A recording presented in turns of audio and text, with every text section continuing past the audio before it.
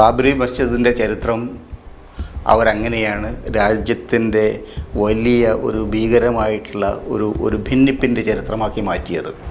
വന്ദേമാതരം എഴുതിയതിൻ്റെ 150-ാം വാർഷികമാണ് ഇപ്പോൾ നടക്കുന്നത്.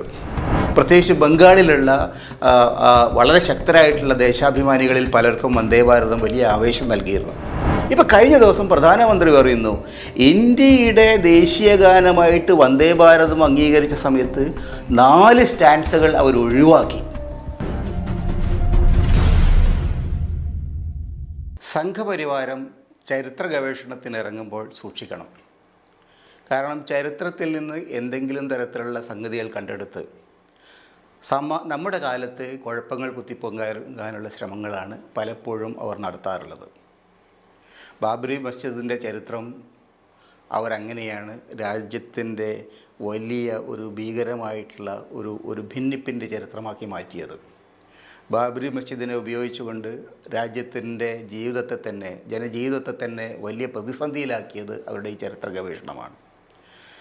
നിരവധി തവണ അത്തരത്തിൽ ചരിത്രത്തെ വളച്ചൊടിക്കുകയും സാമൂഹികമായിട്ടുള്ള ഭിന്നതകൾ വർദ്ധിപ്പിക്കുകയും ഇന്ത്യൻ ചരിത്രത്തിൽ ഇന്ത്യയിലെ ജനങ്ങൾക്കിടയിൽ ഭിന്നതകൾ ഉണ്ടാക്കുകയും ചെയ്യുക എന്നുള്ള ഒരു സമീപന രീതി സോമനാഥ ക്ഷേത്രത്തിൻ്റെ ചരിത്രത്തിലായാലും ശരി, ബാബറി മസ്ജിദിൻ്റെ ചരിത്രത്തിലായാലും ശരി, മറ്റെല്ലാ സംഭവ വികാസങ്ങളും നമുക്ക് കാണാൻ കഴിയുന്നതാണ്. അതുകൊണ്ട് ചരിത്രത്തെ ദുരുപയോഗം ചെയ്യുന്ന ഒരു സമീപനം അവരുടെ ബ്ലഡിൻ്റെ ഒരു ഭാഗമായിട്ട് തന്നെ നമ്മൾ കാണേണ്ടതുണ്ട്. അതുകൊണ്ടാണ് കഴിഞ്ഞ ദിവസം ഇന്ത്യയുടെ പ്രധാനമന്ത്രി നരേന്ദ്രമോദി വന്ദേമാതരത്തെ പറ്റി നടത്തിയ ചില ചരിത്ര ഗവേഷണപരമായ കാര്യങ്ങൾ വളരെ കൃത്യമായിട്ട് ഏതോ തരത്തിലുള്ള ദുരുദ്ദേശം സൂചിപ്പിക്കുന്നതായിട്ട് നമുക്ക് കാണാൻ കഴിയുന്നത്. വന്ദേമാതരം എഴുതിയതിൻ്റെ 150-ാം വാർഷികമാണ് ഇപ്പോൾ നടക്കുന്നത്. ബങ്കിം ചന്ദ്ര ചാറ്റർജി എന്ന് പറയുന്ന ബംഗാളി നവോത്ഥാന ചിന്തകരായിട്ടുള്ള ഒരു എഴുത്തുകാരനാണ് വന്ദേമാതരം എഴുതിയത്. പിന്നീട് ആനന്ദമഠം എന്ന പേരിൽ അദ്ദേഹം എഴുതിയ നോവലിനകത്ത് ഈ വന്ദേമാതരം പ്രസിദ്ധീകരിക്കപ്പെട്ടിട്ടുണ്ട്. വന്ദേമാതരത്തിൻ്റെ ചരിത്രം എന്ന് പറയുന്നത് ഇന്ത്യയെ മാതാവായിട്ട് ചിത്രീകരിക്കുന്ന ഒരു ഒരു ഒരു ഒരു ഒരു ഒരു സങ്കല്പമാണ് അതിനകത്തുള്ളത്. സ്വാഭാവികമായിട്ടും ദുർഗയുടെ വ്യത്യസ്ത രൂപങ്ങൾ, ഈ വ്യത്യസ്ത രൂപങ്ങളാണ് ഭാരതമാതാവിൻ്റെ രൂപങ്ങളായിട്ട് അതിൽ ചിത്രീകരിച്ചിരിക്കുന്നത്. RSSൻ്റെ ജീവിത വീക്ഷണവുമായിട്ട് വളരെയേറെ യോജിച്ചു പോകുന്നതാണ്. തീർച്ചയായും RSSൻ്റെ രാഷ്ട്രീയ സമീപനം, സാമൂഹിക സമീപനം, അതിൻ്റെ സാംസ്കാരിക സങ്കല്പം അതൊക്കെ തന്നെ വന്ദേഭാരതത്തിലുണ്ട്.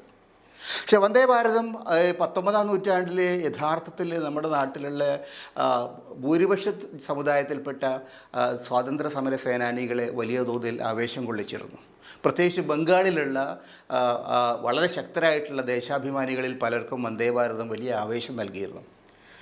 പിന്നീട് ഇന്ത്യയിൽ സ്വാതന്ത്ര്യ സമരത്തിൻ്റെ ഒരു പ്രത്യേക ഘട്ടത്തിൽ 1937 ഇന്ത്യ പൂർണ്ണ സ്വരാജ് പ്രഖ്യാപിക്കുന്നതിന് തൊട്ട് മുമ്പായിട്ട് കോൺഗ്രസ് വർക്കിംഗ് കമ്മിറ്റി വന്ദേമാതരം നമ്മുടെ ദേശീയ ഗാനമായിട്ട് അംഗീകരിച്ചു. പക്ഷെ വന്ദേമാതരം എന്ന് പറയുന്ന ഒരു കവിത പൂർണ്ണരൂപത്തിലല്ല യഥാർത്ഥത്തിൽ കോൺഗ്രസ് വർക്കിംഗ് കമ്മിറ്റി അംഗീകരിച്ചത്. കാരണം അതിൻ്റെ ആദ്യത്തെ 2 ഖണ്ഡങ്ങളാണ് ദേശീയ ഗാനമായിട്ട് അവർ അംഗീകരിച്ചത്. അത് കോൺഗ്രസ് വർക്കിംഗ് കമ്മിറ്റിയുടെ ഒരു യോഗത്തിൽ വെച്ചിട്ടാണ് തീരുമാനം ഒരു പ്രമേയമായിട്ട് എടുക്കുന്നത്. ആ പ്രമേയം അംഗീകരിച്ച കമ്മിറ്റിയിൽ ജവഹർലാൽ നെഹ്റു പ്രസിഡൻ്റായിട്ടുള്ള ജവഹർലാൽ നെഹ്റു ഉണ്ടായിരുന്നു. ഇന്ത്യയുടെ ഗാനഗോകുലമായിട്ട് അറിയപ്പെടുന്ന സരോജിനി നായിഡു ഉണ്ടായിരുന്നു. ഉരുക്കു മനുഷ്യൻ എന്നറിയപ്പെടുന്ന സർദാർ പട്ടേൽ യോഗത്തിൽ പങ്കെടുത്തിരുന്നു. പിന്നീട് ഇന്ത്യയുടെ ആദ്യത്തെ പ്രസിഡൻ്റായിട്ട് അഥവാ പദവിയെടുത്ത രാജേന്ദ്ര പ്രസാദ് ആ യോഗത്തിലുണ്ടായിരുന്നു. ഇതിന് ഏറ്റവും സമ്പൂജ്യനായിട്ടുള്ള മഹാത്മാഗാന്ധിയും ആ യോഗത്തിൽ പങ്കെടുത്തിട്ടുണ്ട്. ആ യോഗത്തിൽ വെച്ചിട്ടാണ് വന്ദേമാതരത്തിൻ്റെ ആദ്യത്തെ 2 ഖണ്ഡങ്ങൾ ഇന്ത്യയുടെ ദേശീയ ഗാനമായിട്ട് ആലപിക്കണം എന്ന് തീരുമാനമെടുത്തത്. എന്തുകൊണ്ട് ആ തീരുമാനമെടുത്തു എന്ന് ചോദിച്ചു കഴിഞ്ഞാൽ, ആ ദേശീയഗാനത്തെക്കുറിച്ചുള്ള ആലോചനകൾ നടക്കുന്ന സമയത്ത് ഇന്ത്യയിലെ ദേശീയ പ്രസ്ഥാനത്തിൻ്റെ ഏറ്റവും മഹാനായ നേതാവായിട്ട്, പ്രത്യേകിച്ച് സാംസ്കാരിക അതിൻ്റെ മുഖമായിട്ട് നിന്നത് ഗുരുദേവ് ടാഗോർ ആയിരുന്നു. ഗുരുദേവ് ടാഗോർ ആണ് ഈ ഗാനം ആണ് നമുക്ക് ദേശീയഗാനമായിട്ട് ആക്കേണ്ടത്. പക്ഷേ അതിന് ആദ്യത്തെ 2 ഖണ്ഡങ്ങൾ മതി. പിന്നീടുള്ള ഭാഗങ്ങളിൽ സാമൂഹികവും സാംസ്കാരികവുമായിട്ടുള്ള അതിൻ്റെ സമീപനം ഇന്ത്യയിലെ സനാതന ഹിന്ദുത്വത്തിനും അനുകൂലമായിട്ടുള്ളതാണ്, സനാതന ഹിന്ദു സമൂഹത്തെ പുകഴ്ത്തുന്നതാണ്. അതുകൊണ്ട് തന്നെ ഇന്ത്യയിലെ വ്യത്യസ്തമായിട്ടുള്ള ധാരകളുള്ള, ഇന്ത്യയിലെ വ്യത്യസ്തമായിട്ടുള്ള ചിന്തകൾ, വിശ്വാസഗതികളുള്ള ഇന്ത്യൻ സമൂഹത്തിൽ ആ തരത്തിലുള്ള ഒരു ദേശീയഗാനം പ്രയോജനം ചെയ്യില്ല. അതുകൊണ്ട് ഇന്ത്യയെ ഒരു സഫലവും ശക്തവും സുന്ദരവുമായിട്ടുള്ള ഒരു രാജ്യമായിട്ട് കാണുന്ന ആദ്യത്തെ 2 ഖണ്ഡങ്ങൾ ആണ് ദേശീയഗാനമായിട്ട് വരേണ്ടത് എന്ന് അദ്ദേഹം പറഞ്ഞു. അത് അദ്ദേഹം ഒരു കത്തായിട്ട് കോൺഗ്രസ് വർക്കിംഗ് കമ്മിറ്റി കൊടുത്തു. ആ കത്തിൻ്റെ അടിസ്ഥാനത്തിലാണ് യഥാർത്ഥത്തിൽ കോൺഗ്രസ് കമ്മിറ്റി ആ കവിത ഇന്ത്യയുടെ ദേശീയഗാനമായിട്ട് അംഗീകരിച്ചു. ഇത് ചരിത്രത്തിലുള്ളതാണ്. മഹാത്മാഗാന്ധിയുടെ കലക്റ്റഡ് റൈറ്റിങ്സിൽ അതുണ്ട്. അതേപോലെ തന്നെ കോൺഗ്രസിൻ്റെ ചരിത്രത്തിൽ അതുണ്ട്. ഇന്ത്യ ചരിത്രത്തിൻ്റെ ഭാഗമായിട്ടുള്ള ഈ സംഭവ വികാസങ്ങൾ വളരെ ഒരു രഹസ്യമുള്ളതല്ല. 37 കോൺഗ്രസിൻ്റെ വർക്കിംഗ് കമ്മിറ്റി യോഗത്തിൻ്റെ മിനിറ്റ്സും അവൈലബിളാണ്. അപ്പോൾ അതൊക്കെ ഇരിക്കെ തന്നെ ഇപ്പോൾ കഴിഞ്ഞ ദിവസം പ്രധാനമന്ത്രി പറയുന്നു, ഇന്ത്യയുടെ ദേശീയഗാനമായിട്ട് വന്ദേ ഭാരതം അംഗീകരിച്ച സമയത്ത് 4 സ്റ്റാൻസുകൾ അവർ ഒഴിവാക്കി. അത് വളരെ ബോധപൂർവം ചെയ്തിട്ടുള്ളതാണ്. ഇന്ത്യയിലെ യുവജനങ്ങൾ ഇത് മനസ്സിലാക്കണം. ഈ തരത്തിലുള്ള വിഭാഗീയതയുടെ ചിന്തകളാണ് രാജ്യത്തിന് ആപത്തായിട്ട് മാറിയിരിക്കുന്നത് എന്നാണ് അദ്ദേഹം പറയുന്നത്. ഇതിൻ്റെ അർത്ഥം മുസ്ലിം സമുദായം അടക്കമുള്ള കൂട്ടർക്ക് ഒരുപക്ഷെ ഇറിറ്റേഷൻ ഉണ്ടാക്കാൻ ഇടയുണ്ട് എന്ന് തോന്നുന്ന ചില ഭാഗങ്ങൾ അതിനകത്തുണ്ട്. അത് മുസ്ലിങ്ങളായിട്ടുള്ള ആളുകൾ തന്നെ പറഞ്ഞിട്ടുണ്ട്. ഇന്ത്യയെ ഭാരതമാതാവിനെ ദുർഗയായിട്ട് ചിത്രീകരിക്കുന്നതിനോടുള്ള അവരുടെ വിയോജിപ്പ് അവർ പല തവണ പറഞ്ഞിട്ടുണ്ട്.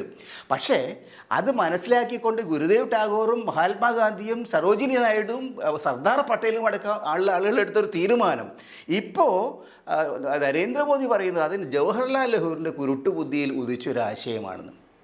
അതിൻ്റെ അർത്ഥം യഥാർത്ഥത്തിൽ ഇന്ത്യയുടെ ദേശീയ നേതൃത്വത്തോട്, ഇന്ത്യയുടെ മഹത്തായ പൈതൃകത്തോട് നരേന്ദ്രമോദിക്കുള്ള ബഹുമാനക്കുറവ് ഒന്നുകിൽ, അല്ലെങ്കിൽ അതിനെക്കുറിച്ച് അദ്ദേഹത്തിനുള്ള അറിവില്ലായ്മ, ഈ രണ്ടിലൊന്നാണ് അതിലൂടെ തെളിഞ്ഞു വരുന്നത്.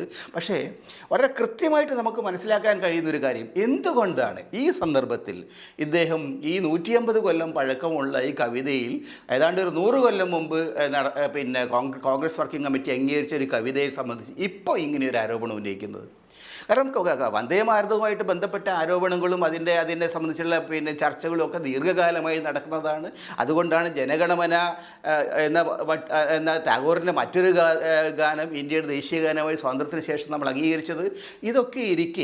ഇതൊക്കെ അറിഞ്ഞുകൊണ്ട് എന്തുകൊണ്ടാണ് നരേന്ദ്രമോദി ഈ വിഷയം ഇപ്പോൾ ഉന്നയിക്കുന്നത് ചോദിച്ചാൽ അതിനുള്ള ഉത്തരം ബീഹാറിൽ നടക്കുന്ന തെരഞ്ഞെടുപ്പ് ആണ് എന്നുള്ളതാണ്.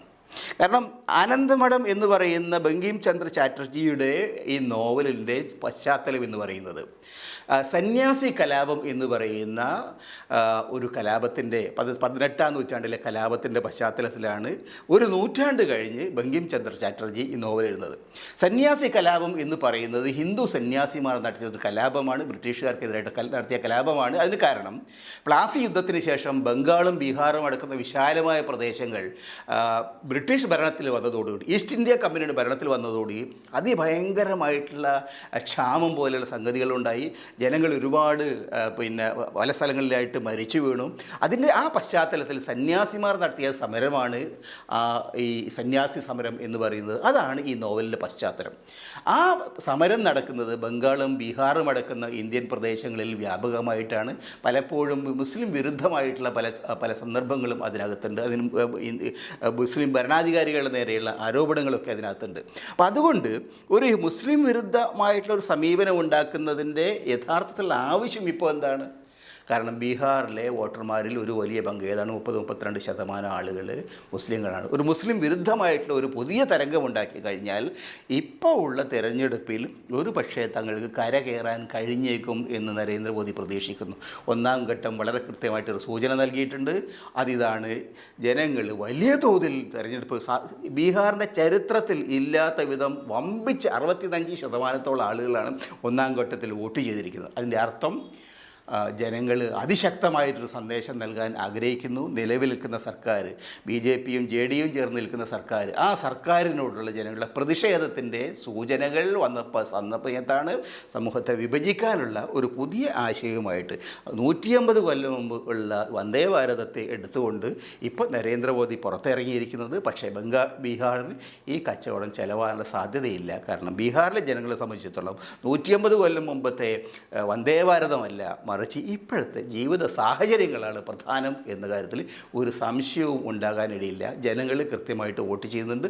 ആ വോട്ട് BJP JDU സർക്കാരിനെതിരായിട്ട് തിരിയും എന്ന് വന്നപ്പോൾ അത് മാറ്റിമറിക്കാനുള്ള ഒരു ശ്രമത്തിൻ്റെ കൂടി ഭാഗമായിട്ടാണ് ഈ ചരിത്ര സന്ദർഭത്തെ നരേന്ദ്രമോദി ദുരുപയോഗം ചെയ്തത് എന്നത് വളരെ വേദനാജനകമായ ഖേദകരമായ ഒരു സംഗതിയാണ്.